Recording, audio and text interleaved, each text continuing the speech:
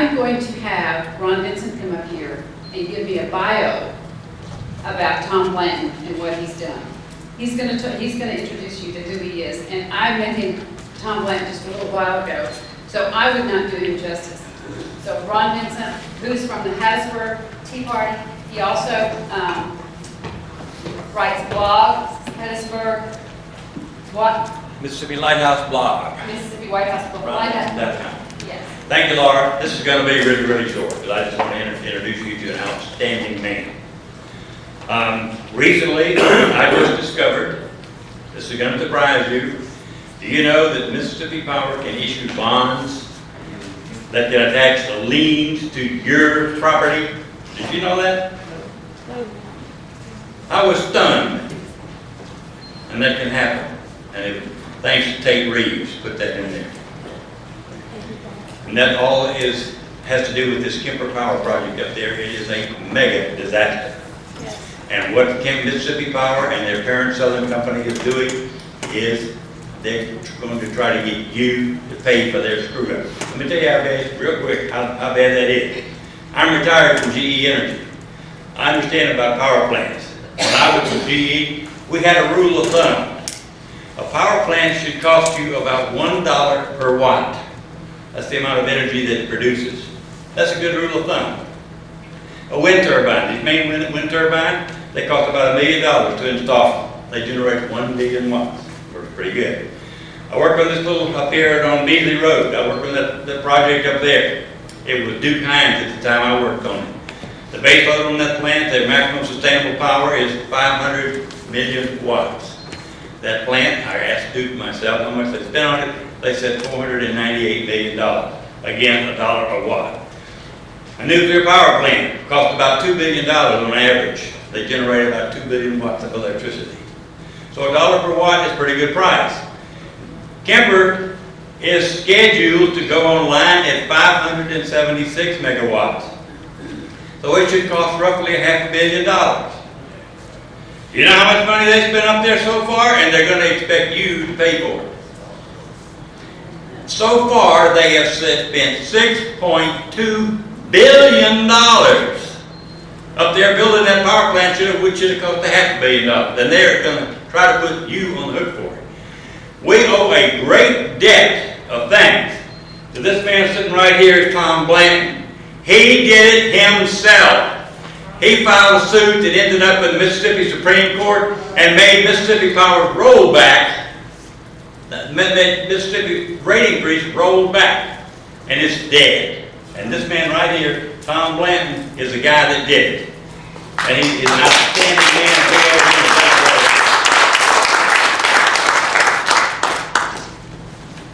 Thank you very much.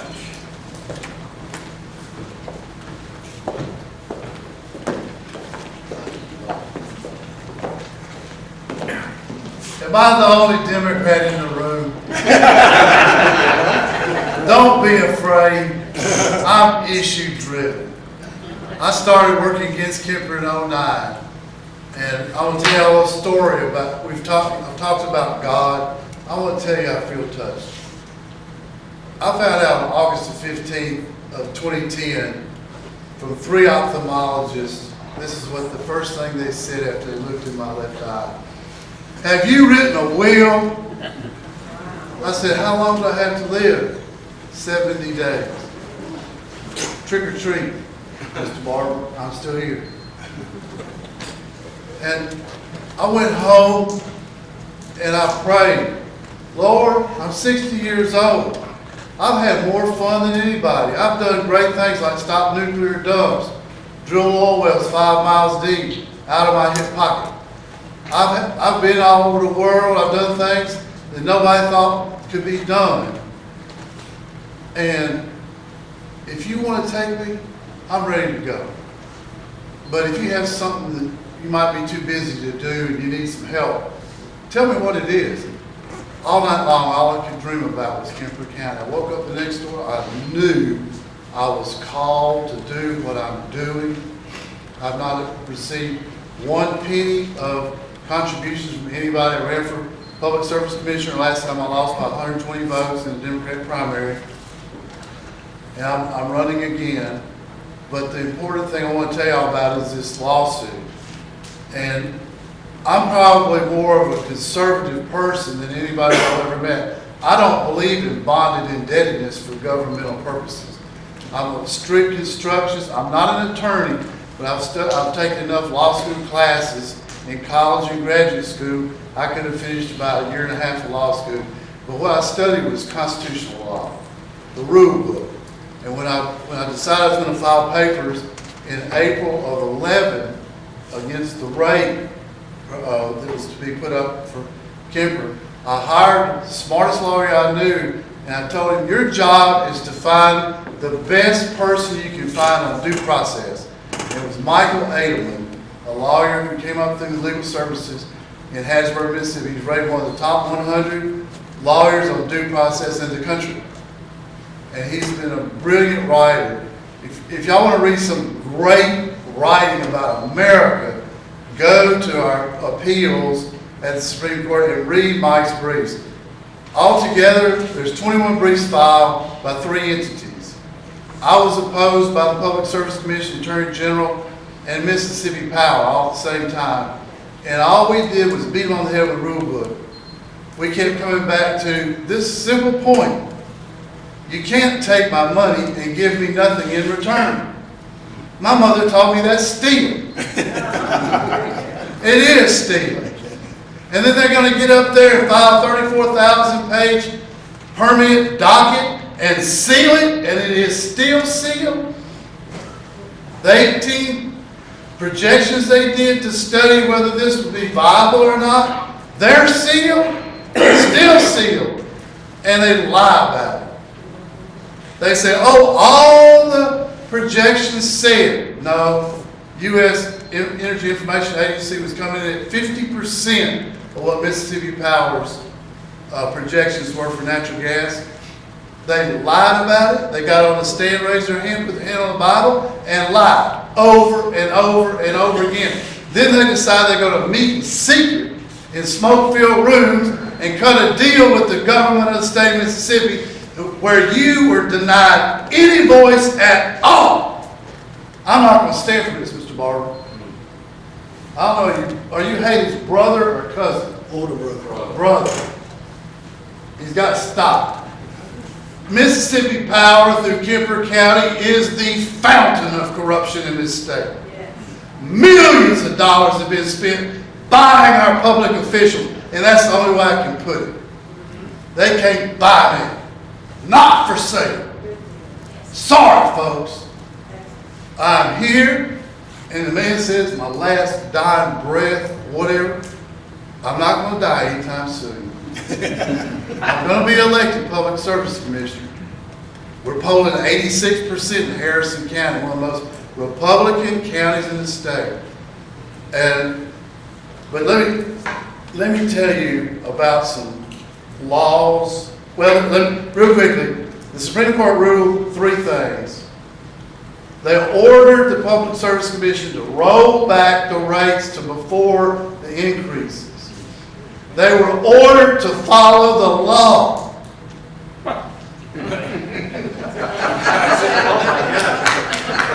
It's incredible that the Attorney General of our state has to be ordered to follow the law.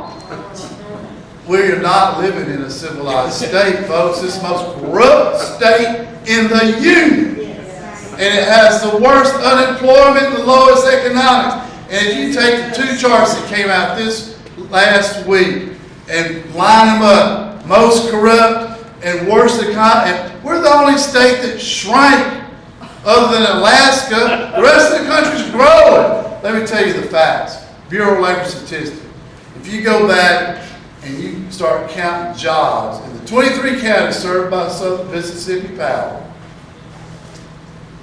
and you start counting jobs April 1st to 13 when the rate goes in through December 31st to 14, those 23 counties lost 13,237 jobs. The rest of the state grew 11,800. It's no mystery why we're shrinking. 20 jobs a day are being lost. Downtown Hattiesburg's turned into a ghost town. We used to have restaurants down there, bars. and music on the weekends. Now it's just empty streets. Meridian, Mississippi, Walmart Supermart is the only super Walmart in the whole country that closes at 10 o'clock at night. There's no business. Look, folks, Kemper is terrible. Okay, the third thing the Supreme Court said, refund the monies. They didn't say give them a credit. They didn't say talk about it. They used a Latin word. I'm going to teach you a word today. I had to look it up. Confestim. Confestim. That is a Latin legal term for immediately. The Public Service Commission is hereby instructed to order confestum, the refund of the monies. I hope it's by Labor Day. Halloween at the latest. But it's going to happen soon. South Mississippi Electric Power bailed out. They were going to put $600 million in the pot. They'd already thrown in $334 million as deposits. Mississippi Power had 15 days to repay them. They haven't. Add the two together, we're looking at $679 million. And for a company that was on the books before Kemper started, the valuation of this company, if you take goodwill out, was $980 million. It's all Mississippi Power's worth on paper. They count Kemper as an asset, and it won't function. Every time they fire, the gas fires up, the refractory breaks, and the thing starts getting red hot.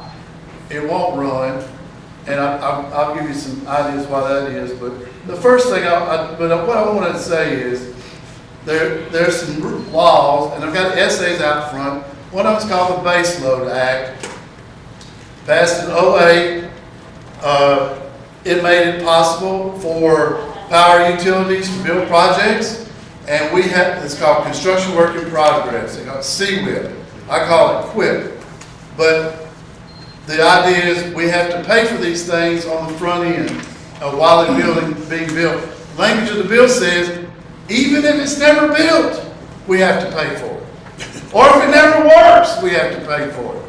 Now, there are two things that were always the principles that are upheld in all the literature about public utility regulation that provided America with the cheapest electricity on the planet. And what it was, you want me to shut it down? 4 minutes. Okay. Number one, complete and open access to all the records and anything having to do with generation capacity or any hearing to do with electric rate setting. That was number one. Number two, the principle of used and useful. If it's used as an electric generating facility, nowhere on the planet has a coal mine, a chemical factory, or a CO2 pipeline been put into a rate base. Sequestration of CO2 in oil fields. I'm an oil field producer. I own oil wells and gas fields. Been doing this 36 years. They don't hold the CO2. Heidelberg Field is supposed to be the poster child for Kemper's CO2. When it was in a water flood, it made 12,000 barrels a day. They start injecting CO2, it makes 5,000 barrels a day. Folks, this is not enhanced oil recovery. This is what I call a successful production reduction program. They have cut their production 60% out at one field. Of the Yazoo County, Tinsley Field, the oil well CO2 blowout, 700 cows dead overnight. No telling how many rabbits and squirrels. We're just lucky that the school sitting in Heidelberg hadn't had the two wells in its playground blow out. Brookhaven is sitting over it. Macomb's sitting over it. This stuff kills people. And CO2 eats iron and stainless steel. The medicine vaccination immunity bill we got the legislature up here passed one, and basically where after 5 years they can leave the state, leave us with the plug-in liability, estimated at $5 billion to go plug all these wells out after Denbury and Tellus have left for Texas. You know, this is not good legislation. Now, The Baseload Act is corporate socialism. We're in a war memorial building. I'm going to repeat to you an ad I placed on Memorial Weekend in 2012. The beaches of Normandy were bathed in the blood of our fallen heroes as they stormed the shore. The purpose of the invasion was to end for all time the evil economic policies of the German National Socialist Party as led by Adolf Hitler. The Baseload Act is brought whole cloth out of the 17th paragraph of their national policy paper. Next law, $1 billion bond bill. He said it. They placed the lien on everybody's house, home, business, every public building that's connected directly or indirectly to that plant. You can't do this. We asked the Supreme Court to rule on constitutionality of it. They passed because they ruled on the facts of the case. Next bill that came out in 7 weeks this session, Senate Bill 2093, go read it. Entergy can decide they want to compete with Ergon making manufactured oil in Vicksburg. They can raise the capitalization out of electric utility bills, build a refinery off your money, and never pay you a penny, nor even give you a quart of oil. This is fascism, as Benito Mussolini practiced to build up Italy to fight World War II. Every legislator voted for it. Not a single one, Democrat or Republican, voted against this abomination. There are tens of thousands of dead Americans in Europe who fought against these principles, and here we are embracing them. Every one of these scoundrels needs to be voted out. None of them should be brought back. They are so un-American. It is terrible what we allow these people to do to us. They have made us sharecroppers on Massa Haley's farm. I ain't going to take it.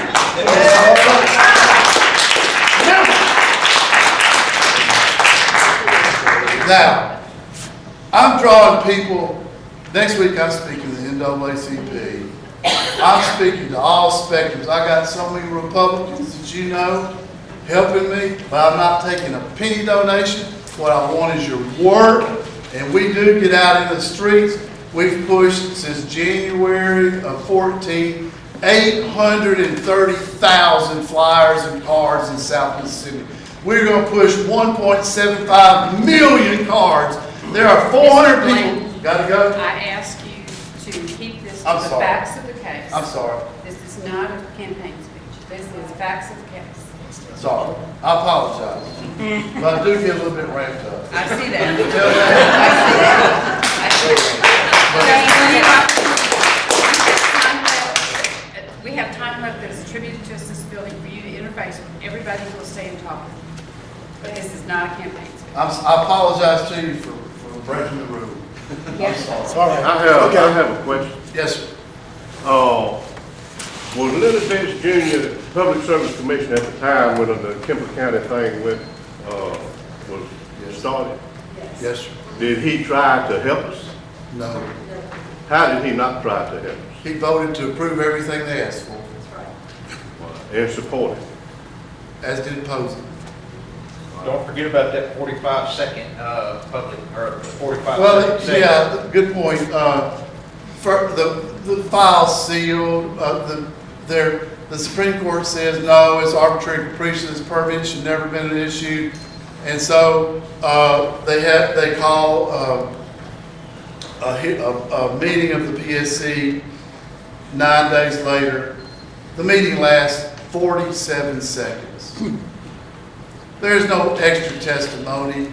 There's no extra anything. Now, you know what they typically do at the start of the PNC meeting. They do the prayer, they do the Pledge of Allegiance, every meeting. This one, they skip both of them. No, they went straight to one agenda item, and literally the meeting lasted 47 seconds. Mr. Blanton, Yes, sir. what is Mr. Leonard Vince Jr. doing now? He got a really nice pay raise, a 200% pay raise, to work for the South Mississippi Plan Development District. They had to change the qualifications for his employment in order that he could apply. that, you know, all the other people that ever worked there were PhDs or masters in planning. Leonard never finished college.